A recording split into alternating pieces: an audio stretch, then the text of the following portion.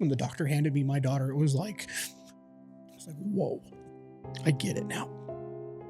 And so with that perspective in mind, realizing what my wife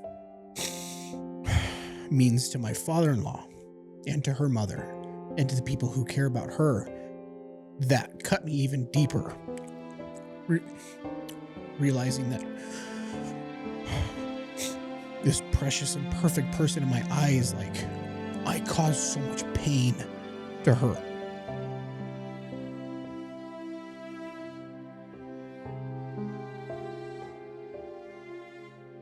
Welcome to the Ill Coalition and Logan. Man, so good to see you. You're the other part of Dad Bods and Beards. Mm-hmm. And it's weird seeing you guys not together, but Yeah. It's kind of nice to have a one-on-one, which, you know, I haven't seen a lot of that, Mm-hmm. to get to know each of you.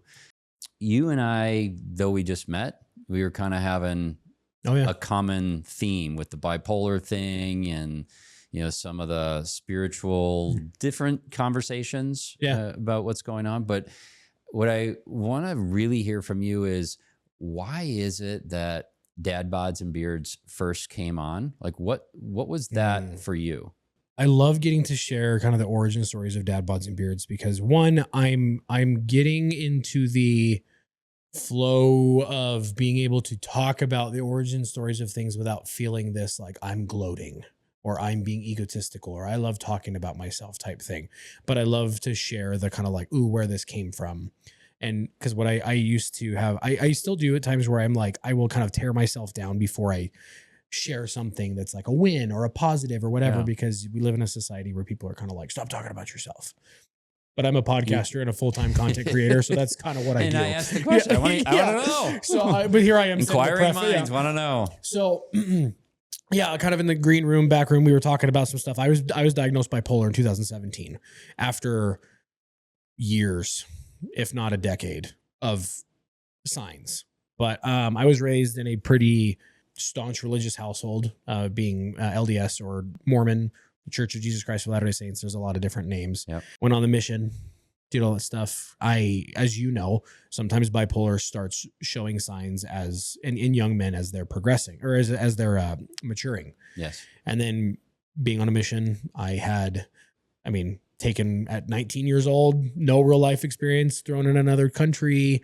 You know, you're kind of closed away from mom and dad and the family for 2 years, minus a couple of phone calls a year that you get to make. Wow. And it is eat, sleep, drink, church. I mean, my chemical imbalance really started to show. So I won't go through the whole crazy back origin story, but I started hallucinating. I was seeing, you know, my brain was manifesting dark figures that were sitting on my whole world at that point was religion, spirituality, God, Jesus, Bible, Book of Mormon, all that stuff. So my whole brain capacity at the time was just fully invested in my work. So this is happening away from family. I was in Canada. Okay. So I was born and raised in Sacramento, California. Yeah. Live out here in Utah now. But this was all happening in southern Alberta in Canada. All right. Was that scary or I was terrified. Okay. But my brain was like gaslighting me because I'm like, oh, I'm out here doing God's work. This must be a literal demon. So I was like hallucinating dark figures sitting on my bed at the end of the nights, telling me the worst parts about me, only things that I knew about myself. Wow. Telling me you're not worth it. You're worthless. Just end your battle now. Like, and it was speaking to me in my current state of mind in the sense of like lonely, scared, homesick, not feeling like I was getting some guilt and some worry and some frustrations all mixed in there. Yep. Plus chemical imbalance and mixed with stress and anxiety and all that stuff. I was physically seeing these things. And were you seeing with your physical eye or your inner eye? Well, see, that's the thing. That's a good question. I don't think anybody's ever asked me that. I think looking back, I remember physically seeing, but where I'm at now in life and what I've learned and what I practice now and things like that, I've realized that there is a lot of things that we do see with our inner eye that can project as though it is like an outward vision, right? It can appear real. Also, late night, tired, exhaustion, half asleep, who knows, right? Probably not eating the best. Exactly. You know, I could tell you 15 different ways to make top ramen right now, right? Because that's about all you got the budget for when you're out there. But I mean, at the same time, I had a lot of amazing experiences while I was there. Yeah. That was kind of my first real oh, okay, something's going on, but I didn't know what it was at the time. I physically thought, okay, I'm being, pestered by actual demons from hell because I am doing in my best definition of what I knew at the time and how I was raised. Yeah. I was 7th generation Mormon. Like my family's been in it for generations. I'm like, oh, this is a demon because I'm out here doing God. Was there a concept? Because I've heard this before in real spiritual anchored stuff, that sometimes there's a concept that's shared, like, oh, if you do God's work, then you're going to be. Yeah. So I almost was wearing it like as this like badge of honor of like, oh, I'm doing so good that even Satan's like, oh shit. Yeah. Got to send this guy so up there. Almost like hey, got to rein this guy important. in. Exactly. So then it kind of is an ego feeder. Yeah. And then speaking to some of my, the ecclesiastical leader I had, the mission president, an older gentleman, I go and telling him what's going on. Okay. To me, looking back now, I'm like, that's a red flag of, hey, some dude's got some psychological issues. It was put it out of your mind and get back to work. Okay. So then that was like, so you're hiding it. That was like toxic masculinity experience number one of kind of like bury it. A lot of that going on. Yeah. And so then I was like, okay, bury it. Buried it for years. Started sleepwalking. Started waking up outside in, just in my boxers, right? Like in my underwear, just that whatever I would sleep in, I'd wake up, started sleepwalking, whatever. And then I had progressed to where got home from the mission and was having sleepwalking moments, and then had quote possession moments where I felt like something took over me. And I have blackout periods where I don't remember. Scary. Yeah. But hiding a lot of it. And I was always the happy go lucky, fun, make everybody else laugh. Like, the saddest clown brings the greatest joy. Like Robin Williams is like a huge hero of mine. Yeah. He says so many good things about helping people and about making people happy. But then you read his story now and you realize he was so tormented on the inside. Yeah. And he's one of those ones that like everybody misses that guy. Right. And so I look at, he's a pedestal guy for me. And so I'm like, I'm the dead center of 7 kids, overly emotional brother. I'm the, empath type brother. I feel everything from everybody all the time. There's just so many parts of my life I didn't understand. And as my maturing brain that was having a chemical imbalance issue and like realizing that how the prefrontal cortex and your amygdala and all that stuff works now, I'm realizing that like I was operating on like 3 flat tires and some watered down gasoline. Wow. You know what I mean? Trying to pull a trailer up a mountain type stuff. And it finally, when someone finally kind of gave me permission to realize something was going on, was I was going through the motions, came home, found a girl way out of my league, somehow convinced her to marry me. And within months of her living with me, because when you're only spending X amount of hours a day with her, and then we were long distance because I moved here to Utah. Yeah, you could hide it easier. Oh, I mean, but that's what you're supposed to do as a man. You're supposed to hide it. You're supposed to. Yeah, you're supposed to. Exactly. That's the point of it, right? Yeah. And I know this is a long, convoluted answer, right? Great. This is actually really perfect. But that's what you're supposed to do as a guy. That's what society has been telling us for generations, not just for X amount of time. Right. And we wear it like a badge of honor. Oh yeah, like no, I don't need to. I mean, like we had. Yeah, I'm fine. How you doing? I'm fine. Sitcoms that play into the stereotype of men needing to go see a shrink as like a show of weakness. Yeah. Right. Or a psychiatrist, or like, I don't need that. I drink, or I go to the gun range, or I go, I just bury it down at work with nicotine, caffeine, and hate. Like, it's like we've made it jokes. Yeah. But in reality, the men's suicide rate is 80% of all suicides are men. Yeah. We don't have it figured out. We don't have the right tools. And so that where it came in with my wife being like, something's not right. You got anger issues. You've got things that don't match up and all this. And it wasn't like a nitpick thing. It was like, I love you more than anything. We just paired our lives together. I'm feeling a little scared of some things. Go to the doctor. Oh, ADHD. I'm like, well, I kind of already knew that. I grew up where counselors in junior high were like, oh, he's ADHD. My mom like, no, he's not. He doesn't need anything. He just needs to focus more. Okay, well, that's the product of parents raised in the 70s. Yeah. And one of 7 kids. Did you eat today? Okay, cool. Like that's, I mean, and my dad traveled 3 weeks out of the month for work. So it's like mom was just spent, right? And I get that. Find out I'm ADHD. They just start throwing meds. One was like, well, I'm not really feeling one. Another one gave me seizures. Then they gave me Adderall. Adderall was just, it was the gateway for me. It was a bad gateway but it was a gateway that made me feel like Superman. You get into it. I mean, it's amphetamine salt. It is medical grade meth. Wow. And I got on it, and I'm like, I remember telling my wife within days, is this how everybody else thinks? Like, is this how everyone processes stuff? Because this is not fair. I'm like, I feel like time just slowed down, and I'm just like, do. And I was happy. I was up, but it wasn't enough. Then it wasn't enough. And then it wasn't enough. And I wasn't sleeping, and I wasn't eating. So just like any drug, your body has a tolerance, and then you need but unfortunately, years of just more and more and more, and then abuse of that. And I will spare you all the details. Plus, also, it's not my full story to share. It includes my wife and the trauma and the PTSD that she has. As somebody who lives with bipolar, you can imagine. Oh yeah. And then becoming addicted to a high. Most marriages don't make it. It's like, I think that it's like over 90%. Mm-hmm. Yeah. And there's times, a lot of suicides, really dark outcomes that don't need to be, but are because of how we treat it. And there was times, and meanwhile, we're having babies. My wife was pregnant with our first son. Okay. When I had my full and complete break, which came in October of 2017. Okay. Like I said, this is my wife and I got married in 2013. And that's when we started noticing some things. So she lived through 4 years of just unhinged. I mean, it wasn't always bad. There was a lot of amazing, happy memories that we have in there. But at the same time, I can look at the pictures and I can see that Logan's eyes. And I'm like, dude, you're dead inside. He's struggling. He's sad. He's broken. He doesn't feel enough. Yeah. Right? Dissociated from self almost, right? It's like you're trying so hard to be something. And I didn't like the character that I was playing. Yeah. Like, and it was like included a lot of the religion I was in at that time. Yeah. And, you know, and my wife, she hung on for dear life. And there's so many times where she probably should have left just for her own mental like mental sanity and clarity and just preservation. And for the sake of kind of like not knowing what kind of father I was going to be.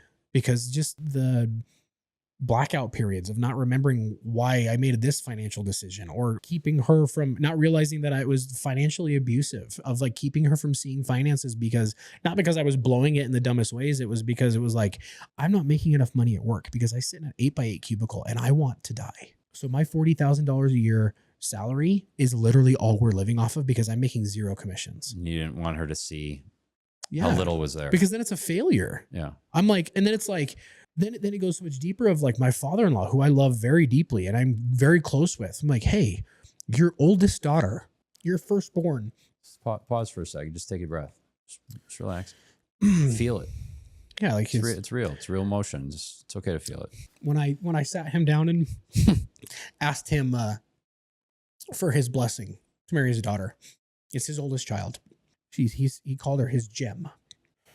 And in that moment, I thought, oh, that's really sweet. I didn't understand what that meant fully until I had my own.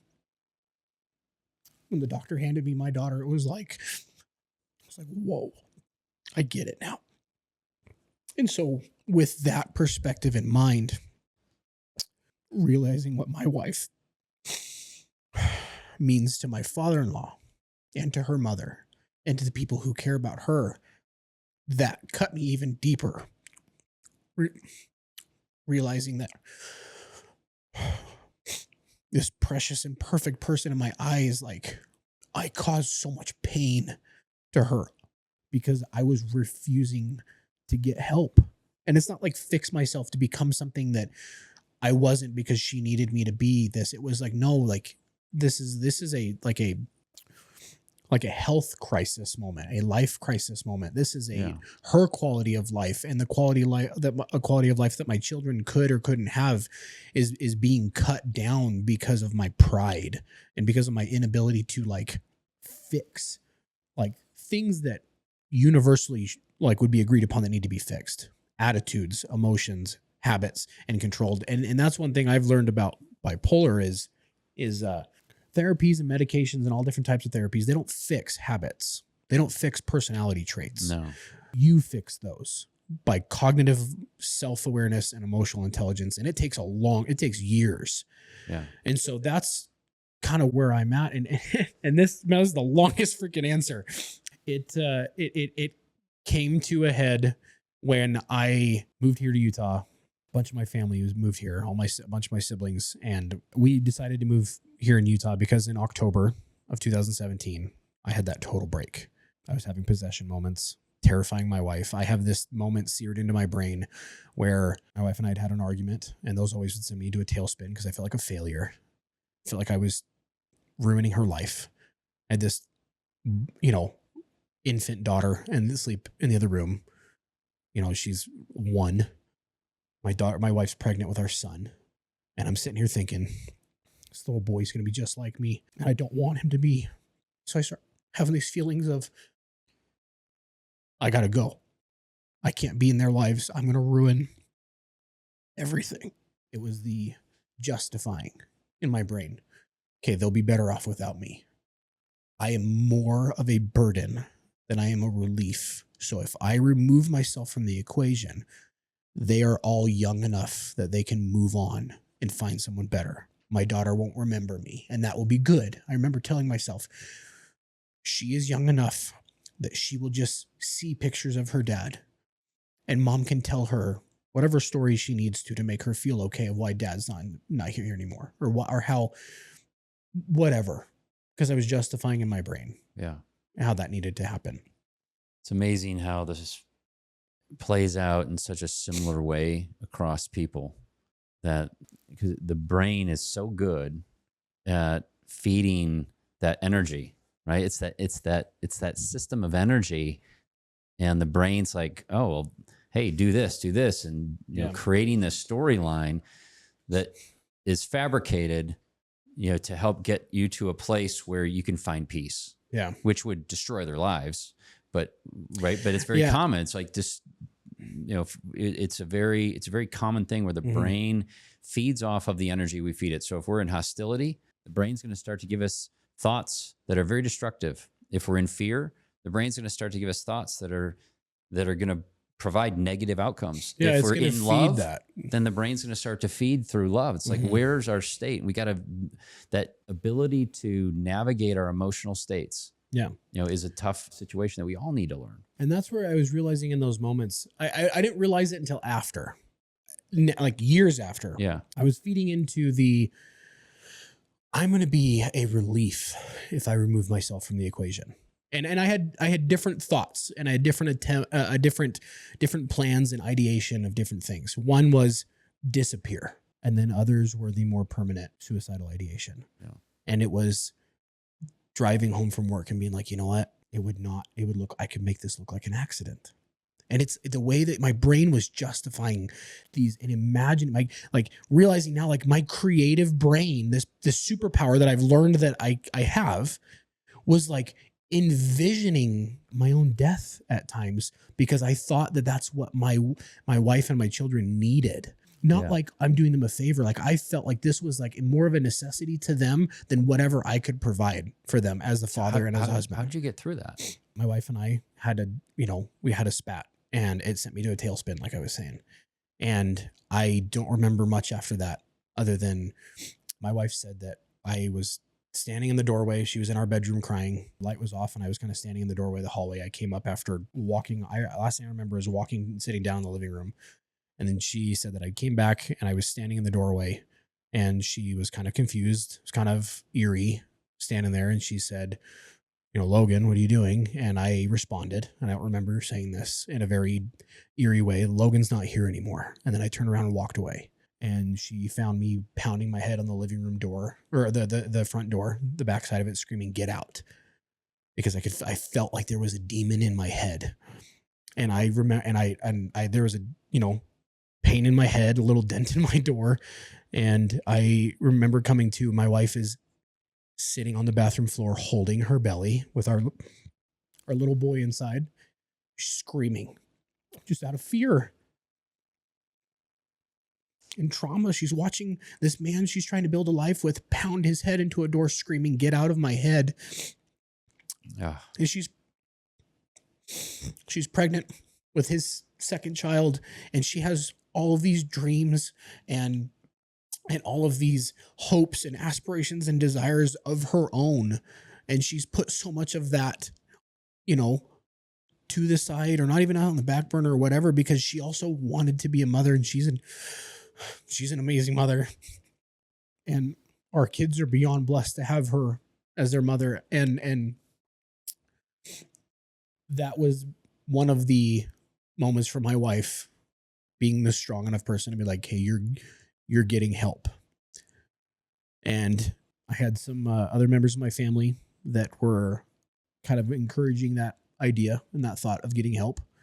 And it ended up where my wife and I met up with my parents for dinner one of the following nights.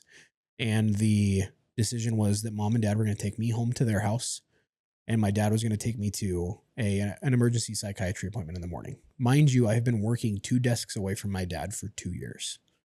Oh, wow. And all of this has been going on. And he's known some things, but Logan comes into work, turn it on. I was 100% the personality hire in that office. I did not hit my numbers for 2 years straight, and I never got any kind of repercussion from it. But they loved having you. I'm not trying to pat myself on the back, but like, I love people, and I love to make people laugh. I love making, and it's like, I was the depressed, suicidal, happy kid. Wow. That was what, and that's how I was. And it all came to head that night on October 16th, 2017. It was almost my last night. I was spiraling. I was laying in my bed at my mommy and daddy's house.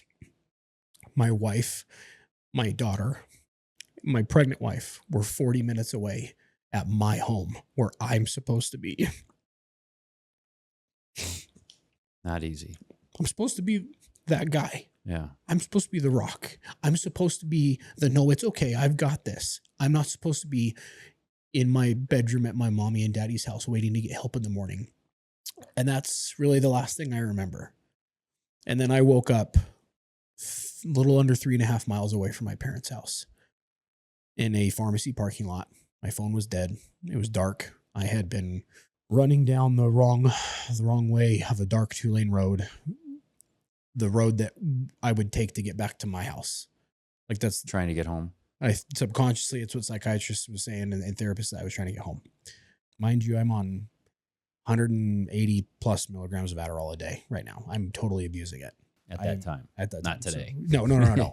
Not anymore. I haven't been on that in years. Just to be clear. Probably 8 years. Yeah. I will save you all of the details and forever, all this stuff. But my mom and dad came flying into the parking lot when I got a hold of somebody in the parking lot, one guy there waiting for his wife to get off work at Walgreens, and he let me use his phone. He's probably freaked out because I must have looked insane. And my mom and dad come flying into the parking lot. Apparently police had been out looking for me, and there was calls coming into 911. A guy running down the wrong side of the street, looked like he was out of his mind, running at cars, apparently. Yeah. And police come in hot, and when you're in that state of mind, you think you're in trouble. I wanted to run, and I tried to grab the door handle of my mom's Suburban when she pulled up, and she had her window cracked. She was scared. In that moment, the little boy inside of me was like, Mom. Yeah. Mom, let me in. Dad's coming out. Dad was on crutches at the time. He was having back issues. And it just was this, like, I don't understand. Like, I was just frantic. Yeah. And you can call it whatever you want. Higher power, guardian angel, divine intervention. Officer Katie Cooley. Thank you, Katie.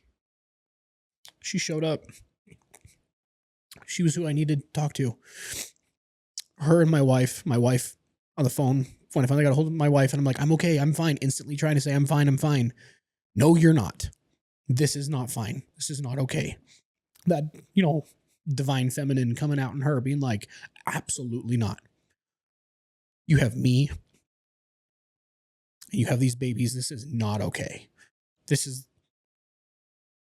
And so it was the foot down from my wife, the realization of my parents were scared, realizing what's happening, and then Katie coming in being like, and there was cops there that were being very authoritative because what do they know they're walking into? Yeah. Big bearded dude. Right. You could have a weapon. They don't know your intentions. Manic. Yeah. Crazy. Yeah. And when someone's manic, I've been there, there's like a power That's like a superhuman strength. It's really unusual. It's intoxicating too. Yeah. I mean, people like I get amygdala hijack, right?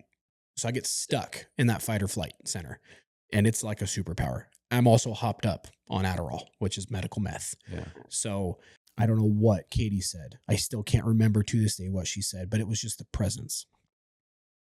We had the authoritative guys there trying to control the situation, and Katie just was like, whoa, whoa, whoa. She knew how to approach you. She just diffused the whole thing. And it was like, look, and she spoke to my fragile masculinity. It's like she saw me. She's like, look, dude, if you get in the back of my car voluntarily, I can get you in the back door of the emergency room. Nobody has to know you're there. Nobody has to know why you're there. Got in the car, charged my phone, talked to me the whole way there, built me up, and then got there. Dad met me there. Mom's probably at home, just traumatized. My wife is still at home, traumatized, trying to probably get updates from my dad. And then Katie just stays there. She's done. Her job was done. She did not have to. She just sat there. And she said, I'm going to sit here with you. Make sure that you're getting the help that you need. After a good amount of time, she hands me her card and says, I want you to call me in 5 years because you're going to be okay. I still have that in my wallet. I laminated that card. We stayed in touch. This is, again, the longest answer. It's a one-question interview. So yeah, we're so sorry. You're doing great. But did a lot of work. Tried a lot of different things, a lot of different therapies. Literally the morning after my psychiatry appointment, my doctor's like, give me your Adderall, basically. Never again. Oh, good. Never been on it since. Wow. Smart doctor. She's like, it's the worst thing you could be on if you're bipolar, aside from meth itself. And my birthday always sucked because it was a reminder that I was here another year when there was almost a moment that I wasn't. And 4 years ago on my birthday, I was like, hey guys, I started messing around on TikTok, doing stupid videos, making people laugh because it was a thing post-pandemic. And then I finally was like, I'm bipolar. Threw it out there on the social media. Wow. And here's family, friends, and family that had no idea. And I was like, you know what? I struggle with this. My birthdays suck. I hate my birthdays because it is a reminder that I almost removed myself from this equation and almost left my children without a father and my wife with more burden than she could even possibly imagine. But it's like, but I chose to stay. And it was in that moment, I got flooded. Like I was like flooded. I'd had stupid viral moments before, but it was like the comments meant something different this time. And it was like, thank you. I needed that. Big bearded guy opening up about something emotionally. And then you getting the validation that like from other men, I'm going through something like that. And then we'll rapid fire this. After that, met Tyson through the beard stuff because he owns a beard care company. And I was growing my beard out and only had a big long beard. And then we get to talking and I started becoming a little bit more like dark humored, mental health focused on social media. And I found my lane. I'm like, oh, relatability, authenticity, like being able to stand with people and make people feel seen and heard of kind of like, this guy's just like me. And look at, he's being open about this. He's being honest about this. He's empowering guys without emasculating them. And like, I'm trying to like, not at the time realize I'm trying to redefine masculinity a little bit. Cause I mean, I've driven semi trucks. I've drove for UPS and pulled 3 trailers at a time. It's basically a train on the road and massive excavation equipment, massive dump trucks where you're pulling 2 and 3 trailers with 129,000 pounds. Like I've done all the dude like stuff. No one would expect that persona to and it's show like, up and then like this. And then I ran the trucking company and then I ran the crews. Like I dealt with the toughest of tough dudes that have been doing this for 30 years. Like I get it. I speak dude.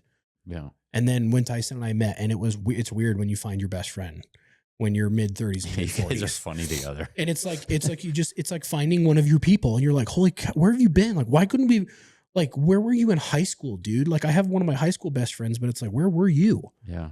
And then we hit it off and then we start doing some YouTube live stuff for his beard care company. And then people are like, dude, you guys, you got to do this. So we start the podcast and we're like, what are we going to call it? Like my father-in-law, again, he doesn't realize this till I told him. He named Dad Bods and Beards because he was like, oh, 2 middle-aged white guys starting a podcast. Go figure. What are you going to call it? Dad Bods and Beards? I'm like, yep. 100%. That's what we call it. Now he wears our shirts and our hats and stuff. And he's the most supportive of it. Oh, anyways, good.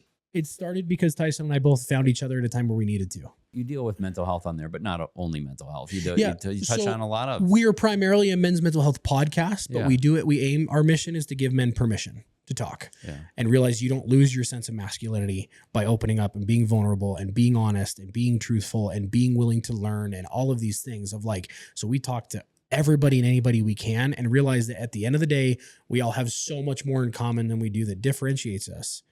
And it helps to give guys permission to be like, go get help. It's actually super masculine to admit that you got something you're struggling with and then doing something about it. Yeah. Yeah.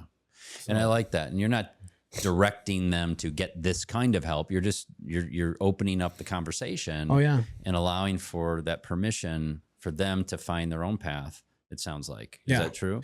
Yeah. It's everything from, we had a hypnotherapist on the other day. We've had some ecclesiastical leaders. We've had psychiatrists. We've had therapists. We've had massive entrepreneurs at multi-billion-dollar companies. We've had celebrities. So it's more so realizing that like someone we talk to is going to be able to just strike that chord with someone who's listening. And realizing that all you need is one opportunity to feel seen and heard. And then to have a positive reaction or positive situation from that, because as men, it only takes the exact opposite is true. It only takes on average, one time for you to open up to somebody to be shut down or have it used against you that you're like, I'm never doing that again. So that's our goal is to just. Thank you. Thanks for doing what you're doing. Cause it's lonely. It is. And there are whole communities that it's just shameful to bring out this kind of situation. So to give people permission is a massive head start, for society. I have two questions for you. Yeah, I'll be quick. I promise. Then we'll wrap up. The first is going back to Robin Williams. Yeah. And you mentioned, a phrase there. It's like the saddest clown brings the most joy. Thank you.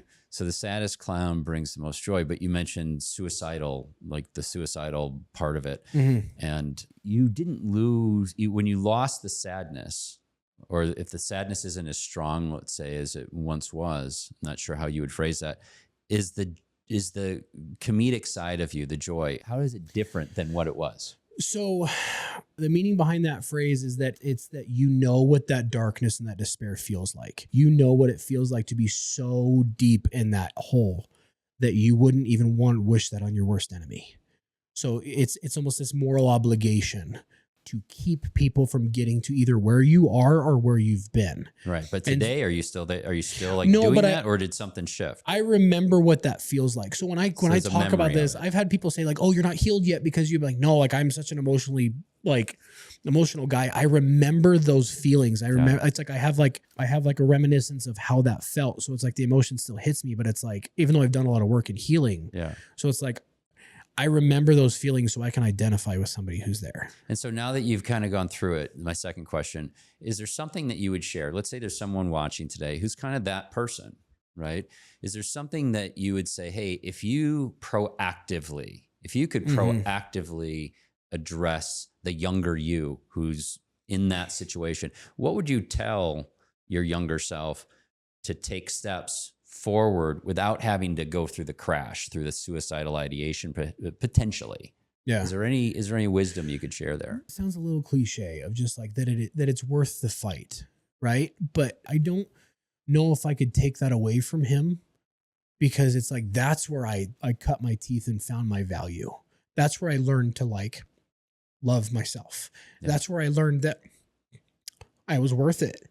And so what I would say to that younger guy is like, dude, just hang on. Like, it's going to suck so bad. But when you come out of that, you're going to realize that like, I've had these out of body experiences through breath work, and I got angry at God in one of them, and my whole religious deconstruction. And this will be maybe one of the last things I share was I got angry and I'm having this like astral projection moment, and I'm screaming out into the ether. I'm like floating in space, and I'm saying, why did you make me go through this? Why did you let me traumatize my wife? Like, why did you let me do all this stuff? And the thought I got back was, so I had to break you so that I could build you so that you could become the person that other people needed, so that I could sit with someone in their despair. Like it's insanely rude, in my opinion, to try to pull somebody out of their despair. Yeah. You need to sit with them, let them get through it. Be the help. Be and it be can the take arm. time. It's going to take time. Yeah. I mean, it's not a light switch moment. It's going to take time. Bring the buckets of water back to them while they're in the fire, but they've got to throw it on the fire. This is a heavy topic, but what you just shared at the end is something that I've experienced too. It's like the greatest gift that I think I ever could give myself was to go through what I went through. Mm-hmm. And I look back on it and someone might say, oh my gosh, I can't believe you had to go through that. Sure. But for me, it's like, it's the greatest journey I ever went through because I know myself. I love myself. I like myself. And I'm no longer trying to pretend and be these other things that I thought I had to be. Mm-hmm. And there's just a joy in that. And I encourage people, if you're going through a hard time, it's like, look at this man here and, look at me and see, like, we're just regular guys, but we chose, maybe not even consciously, but we ended up staying. And if you could consciously choose to stay, if you are thinking suicidal thoughts or anything, if you could consciously choose to stay, you'll also go through a path. And when you get to the other side of the path, that is exactly it. You've got such great gifts that you're able to show up for people that you wouldn't have otherwise had. Mm-hmm. And we need to be there for each other. And you're showing up for people. And thank you. I want to give you the last word. If there's anything else that you think like, wow, I'd really like to let people know. And I do want to also have you include, like, where can they find Dad Bods and Beards? Sure. But is there anything else that you'd like to make sure people know before we wrap up? As a guy who was raised pretty heavy in religious aspects of, a branch of Christianity, and I've become more spiritual, I think, than I ever have in my entire life. And I think my relationship with God or my creator, however you want to call him, is so much deeper and so much more complex than I ever could have imagined. That I don't subscribe to the natural born sinner. I look at myself as my creator would see me, as I see my children. And my thought is, I've heard this once before in that book I shared with you, the Moses Code. Yeah. You are perfect as you were created. No matter what, my kids can always come home. Yeah. And I feel like mine too. If you are trying, that is what matters the most, and that you are not a burden. You are the furthest thing from that. You are special. You are unique. You are worth every breath that you take and then some. And that it would be a moral injustice to end your story before you are done writing it. Awesome.